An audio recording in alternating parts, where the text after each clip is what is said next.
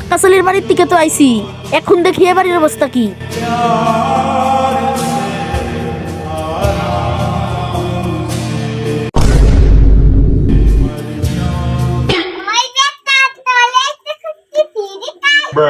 কি বুড়িমা,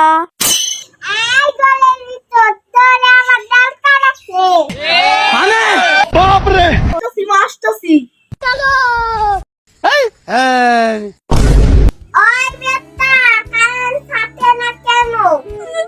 বুড়িমা, কারেন্ট থাকে না কেন আমি কেমনে বলবো?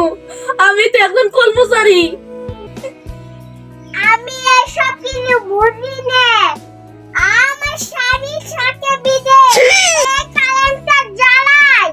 আমি আমার স্বামীর সাথে ঠিক মতন কথা কইতে পারি নাই। সবই তো বুঝলাম, আমার কি দোষ? আমারে কেন ধরে রাখছেন?